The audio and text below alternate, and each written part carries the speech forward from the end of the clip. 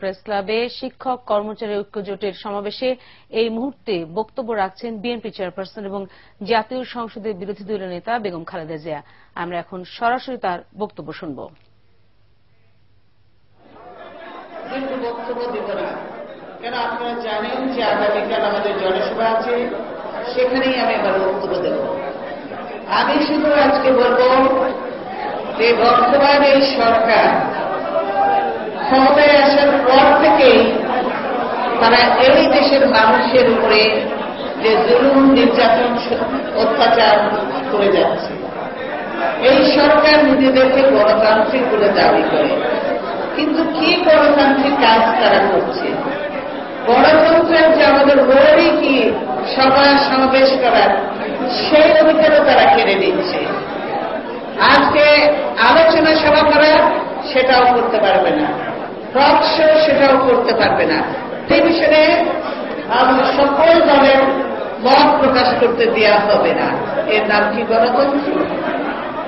সেখান থেকে আমাদের নেতা কর্মীদের ধরে নিয়ে যাওয়া হচ্ছে, রাজপথে বাড়ি থেকে ধরে নিয়ে যাওয়া হচ্ছে, অনেককে গুম করা হচ্ছে, অনেককে মিথ্যে মামলা দিয়ে রিমান্ডে নিয়ে ব্যাপক নির্যাতন চালিয়ে তাদেরকে পঙ্গু করে দেওয়া হচ্ছে। এর নাম কি গণতান্ত্রিক সরকার? এটা প্রতি পদে তারা মানবাধিকার লঙ্ঘিত করছে। তাই এই সরকার এই দেশের মানুষের সরকার নয়, এই সরকার শুধুমাত্র আওয়ামী লীগের সরকার। সেজন্যই আওয়ামী লীগের জন্যই তিনারা কাজ করেছেন। আওয়ামী লীগের লোকজন টেন্ডার ছাড়া তিনারা কাজ বাকিয়ে নিচ্ছেন, কাজও করে না, সব টাকা নিয়ে যায়। রাস্তাঘাটের এই দুরবস্থা, দেশে বিদ্যুৎ নেই, পানি নেই, গ্যাস নেই, নানাবিধ সমস্যায় দেশ আজকে জর্জরিত। কারণ যেখানেই কোনো কাজ হোক সেখানে আওয়ামী লীগ ছাড়া কেউ কোনো কাজ করতে পারবে না। এই যদি অবস্থা হয় তাহলে কি জনগণের সরকার বলা যাবে তাকে? সে তো সরকার জনগণের হতে পারে না, শুধু আওয়ামী লীগের। কেউ কাজ পাবে না, কেউ চাকরি পাবে না, কেউ আওয়ামী লীগের হুকুম ছাড়া কিছু করতে পারবে না। তাহলে সেই সরকারকে কি করে জনগণের সরকার বলব? সেজন্য প্রয়োজন দেশে এই সমস্যাগুলি সমাধান করার জন্য, দেশের উন্নতি করার জন্য প্রয়োজন একটি জনগণের সরকার, গণতান্ত্রিক সরকার, যে সকলের কথা চিন্তা করবে, সকলের জন্য কাজ করবে, দেশের উন্নতির জন্য, উন্নয়নের জন্য, কল্যাণের জন্য।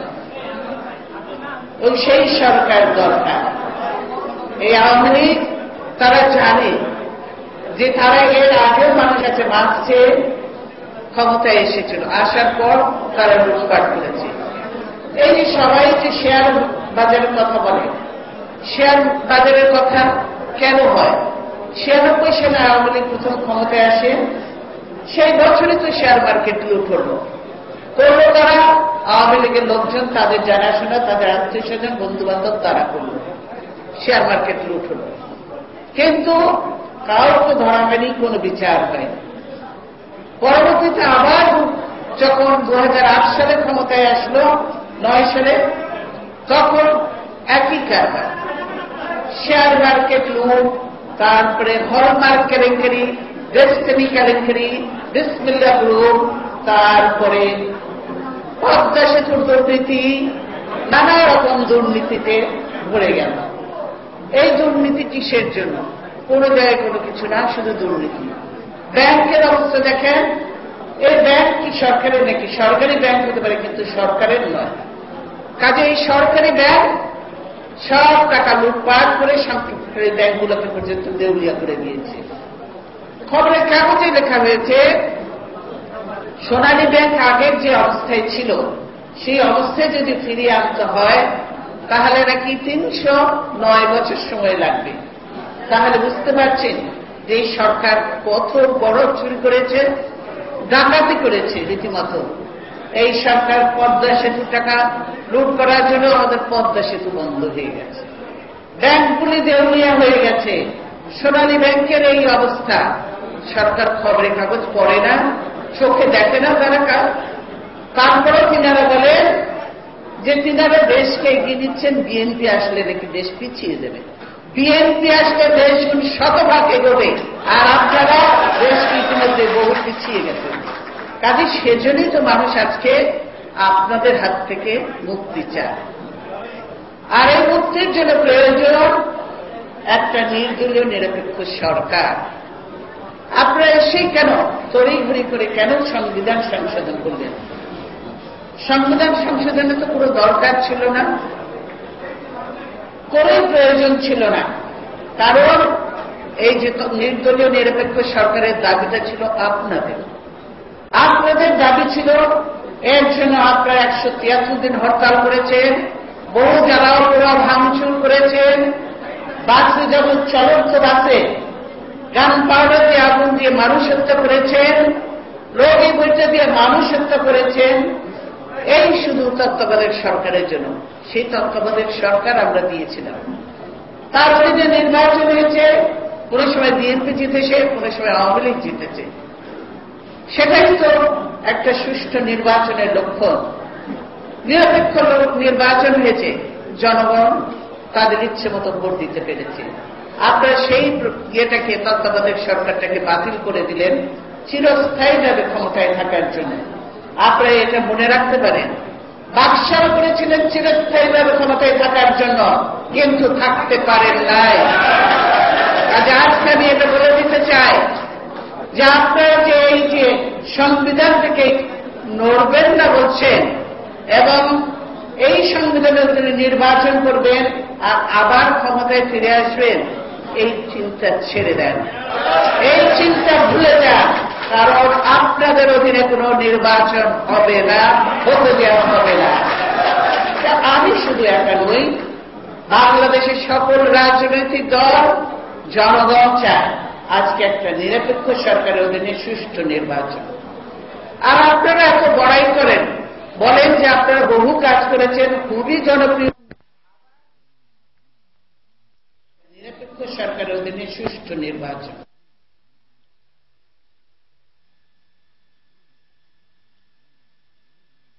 আর আপনি যদি ক্ষমতায় থেকে নির্বাচন করে জিতে আসেন,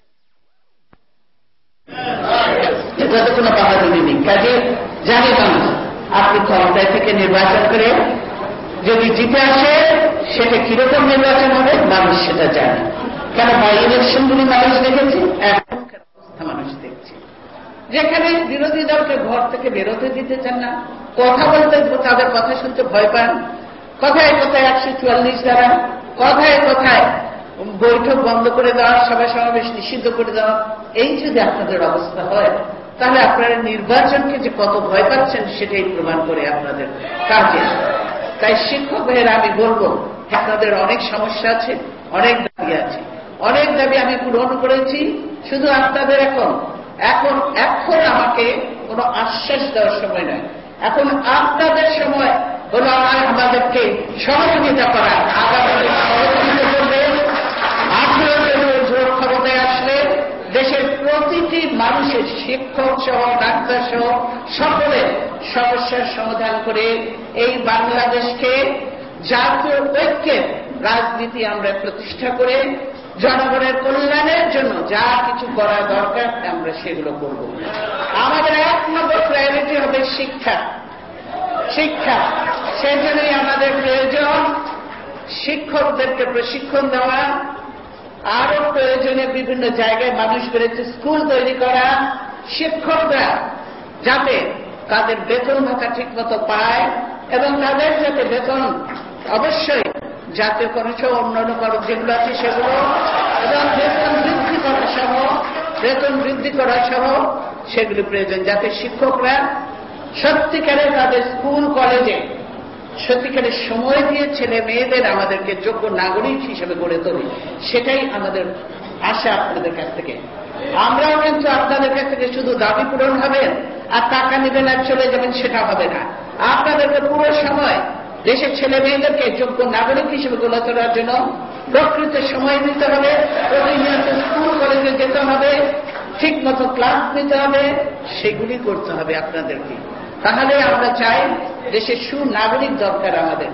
আগামী দিনে ভবিষ্যৎ তৈরি করতে হবে এই দেশকে নেতৃত্ব দেওয়ার জন্য। সেজন্য আমি শিক্ষক ভাইদের কাছে অনুরোধ করব, আসুন এখন আমাদের সবচেয়ে আগে প্রয়োজন এই দুর্নীতিবাজ দলবাজ এবং এই অত্যাচারী সরকারকে ক্ষমতা থেকে সরিয়ে নিরপেক্ষ সরকারের অধীনে নির্বাচন করে দেশটাকে রক্ষা করে জনগণের কল্যাণে কাজ করার জন্য একটা নিরপেক্ষ সরকার। আর আমি বলতে চাই, এই সরকার এখন তাল বাহানা করছে, বলে এতদিন বলেছিল ফর্মুলা দেন, পার্লামেন্ট দেশ বলে সব কিছু করা হয়েছে, এখন আর কোনো কিছু বাদ নেই, যা বলেছেন সব করা হয়েছে, এখন বল আপনাদের কোর্টে, এখন আপনাদের ক্যাচ করতে হবে এবং আপনারা যেটা বলেছি সেটাও সংবিধান সম্মতভাবে করা সম্ভব। তাদেরকে নির্বাচিত করে নিয়ে আসবেন, অসুবিধা কি? তারা নির্বাচিত হয়ে নির্বাচনকালীন সময়ে সরকার হবে, সেটা শুধু 3 মাসের জন্য, পরবর্তীতে তারা ফেরত যাবে। তারা কেউ নির্বাচনে অংশগ্রহণ করতে পারবে না, সেই সব লোক যারা থাকবেন। এবং বাংলাদেশে এখনো শিক্ষিত, যোগ্য এবং নিরপেক্ষ লোক আছে, কাজে তাদের নিয়ে একটা সুন্দর নির্দলীয় নিরপেক্ষ সরকার হতে পারে, যারা কারো পক্ষ নিয়ে কাজ করবে না।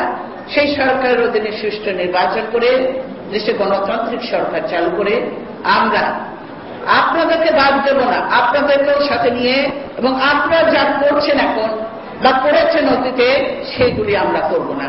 কারণ আমরা আপনাদেরকে ক্ষমা করে দিয়ে বলেছি এবং আমরা কোনো অত্যাচার, নির্যাতন, তার উপরে জুলুম, মিথ্যা মামলা আমরা করব না। আমরা গণতন্ত্রের পথে যে ক্ষতি দেশের করেছেন এই 5 বছরে, সেই ক্ষতিপূরণের জন্যই আমাদেরকে দীর্ঘ সময় ব্যয় করতে হবে, সেদিকেই মনোনিবেশ করতে হবে বেশি। তাই আসুন আজ দেশ রক্ষার জন্য, গণতন্ত্রকে দেশে পুনঃপ্রতিষ্ঠা করার জন্য আমরা ঐক্যবদ্ধভাবে একসঙ্গে কাজ করি। কাজ করলে প্রত্যেকে করে জনগণের সরকার প্রতিষ্ঠিত হলে আমরা মনে করি সকলের দাবি পূরণ হবে এবং দেশ সামনের দিকে এগিয়ে যাবে। আসুন আমরা